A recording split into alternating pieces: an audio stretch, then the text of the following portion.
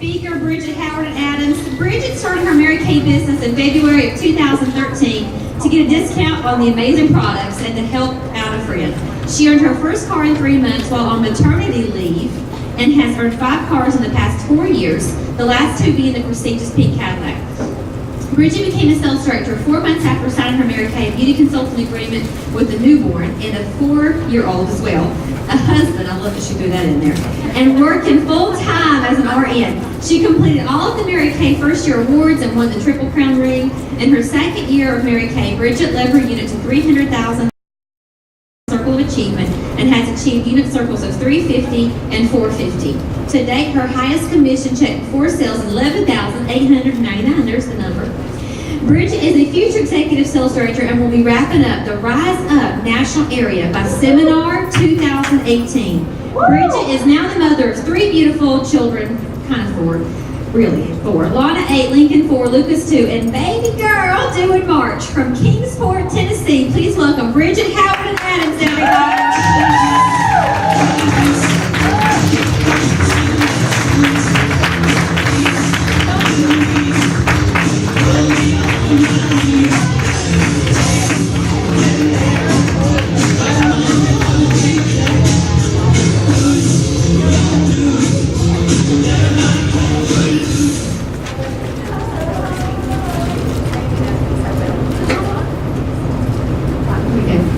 Okay. I'm just so grateful to be here, to be in an environment of women who uplift and support and inspire, that we pray together. And this is our job. Like, this is my job. I'm just like, pinch me. I'm so grateful to be here. Okay. Kristen Myers. Oh my goodness. Thank you so much for all you do. So I want to share with you guys 10 tips that attributed to growth of 8 leaders and adding 10 cars to our area in less than a year. And so, let me get my notes here. So this year, Kristen, our theme at Jumpstart was growth and grace. And so I 100% want to affirm, Erin, that leadership is 100% growth itself.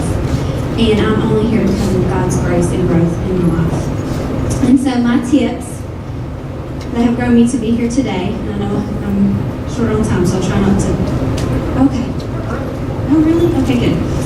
Okay, so number 1 is have a vision. And you cannot be in Kristen Myers' space very long and not have a vision for your life. When we're in the Vision National Area. And so I believe that this vision for me, when I met Kristen 5 years ago, sitting at a career trip starting then, that she planted a growth seed in my life. And I was a RN and really had never thought of vision. You know, we know that a goal and a vision are 2 separate things. And I never really thought about having a vision for myself and what Mary Kay could do with having a vision. So she planted a growth seed in my life that day 5 years ago. And since then she has watered and watered and watered and watered that seed. Thank you, Kristen. So my growth seed was then watered 3 months later by a friend and sales director, Sandy Gann. I came to my first seminar after joining with wide eyes amazed at this environment of positivity. I watched her stand on stage as the number 3 director in our seminar and first thank God. And then I realized what a platform that Mary Kay could give you to leave a legacy in this life. And it was so much more then to me than lipstick.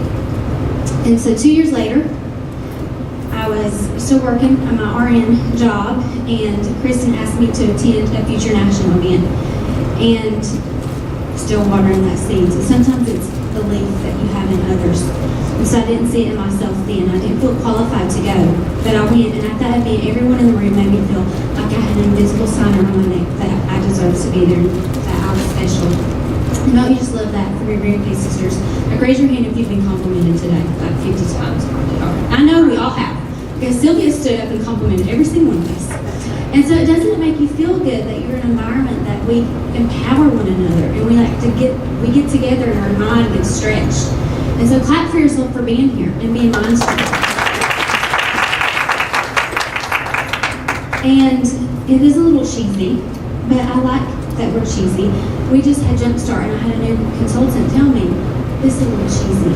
And Luis Garcia met with our future area last weekend, and he said something that really stuck with me. He said, I would rather live a lifetime of fake joy than a lifetime of genuine depression. And I realized, like, so many people need this. They think it's cheesy, but, like Mary Kay said, fake it till you make it. And like you said, you choose joy. You wake up and you choose joy. You choose to be happy. And so, tip number 1 is having vision for your life and planting vision for others. Tip number 2 is, I've combined all these together, is live by the golden rule, the invisible sign, praising people to success and helping them get what they want, and you'll get what you want. If you've never read Managing People by Mary Kay, it's over there. If Melissa wants to hold it up. This book has totally changed the way I deal with people. It's called Managing People. People Management by Mary Kay. And so those are the things that she built this marketing plan on. Our whole marketing plan is the golden rule, the invisible sign, praising people to success and helping people get what they want, and you'll get what you want. I heard Angie Locke say once, people will only go as far as you believe they will. And I truly believe that. I wouldn't be here if it wasn't for Kristen's belief in watering that seed in my life. Okay, let's see. Knowing your people, someone said that. I'm like, Sylvia, I know, I've changed my notes like 3 times. I'm like, she said that. I don't need to say it again, but know your people and what makes them tick. Tara said that too. Being there with them and being present. My area, we don't just do Mary Kay together, we do life together. And a couple of examples of how we did that is, and I'm probably going to cry, is Melissa Shell, who came into my life at one of my very first skincare classes. I had no idea what I was doing. I had a baby on the boob, squirting products, squirting other things, and messing up. And she came into my life at my very first skincare class. And about a year ago, last year, her son, Jackson, the first thing that he wanted to do after he was saved in church was to box Bridget in toe. And that just, that is doing life with somebody. Another example that I really saw at full circle was this past year. I got to see my first offspring, Jillian Earhart. Her mama passed away after a long battle with cancer. And all the areas showed up to be there to support her. And the progression line was pink Cadillacs. And that was just amazing. And she stood up at that service and gave him this beautiful speech that her mama would be so proud of. And so, let's see, before I start crying. Number 3, have a verse or a theme word. This has helped me. Thank you. This has helped me. I'm learning this from Kristen. To keep you grounded, to reset, and to remember why you do what you do. My word this year is trust from Proverbs 3:5. And when I think of that word, when I'm frustrated or discouraged, I just close my eyes and whisper trust. And I realize all I need to do is trust and believe and know what you believe. N.S.D. Glenda McGuire said, you must know what you believe, why you believe it, and how to defend it. So once you believe, know what you believe, why you believe it, and how to defend it, all you have to do is walk in it and follow through. Someone said follow through. Sometimes you just need to walk it out and see it through. I tell my unit we have 2 feet. One's for trust and one's for obedience. Walk in trust and then be obedient. So I have to do this because now I've cried and now we're going to play a little song and everybody's got to stand up and dance. So stand up.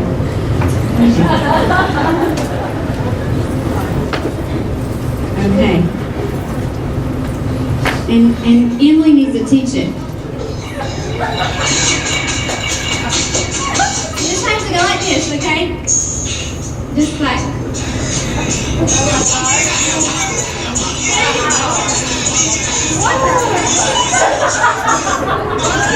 Wonderful.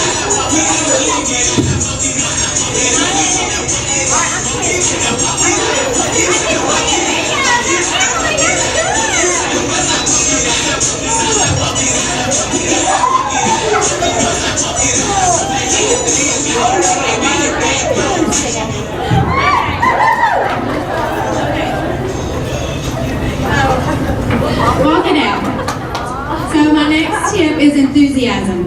Have fun. Someone else said that. Have fun. Like, have fun. Walk it out and have fun. So if your meetings aren't fun, make them fun. Like, if you're not having fun, why are you doing it? So have fun. Who cares what people think?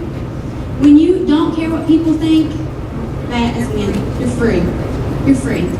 And so enthusiasm moves mountains. Number 8 is read more. One thing I have done is read more. And I hate to read. As emails, like, do just okay. I am so ADD. I could read a chapter and then I've totally thought about something totally different. So Audible, the app Audible, has changed my life. Did I miss one? Oh yeah, because I combined all those ones together. I combined some. It's okay. Just whatever number. Okay, so feed your brain. Angie said that. Feed your brain. What are you feeding your brain? So Audible, when you have 3 kids and you're pregnant and you live in your car, you're driving your car, Audible is the best thing ever. My husband got the flu right before we left, and he was like, "You're gonna drive? Are you gonna drive with somebody?"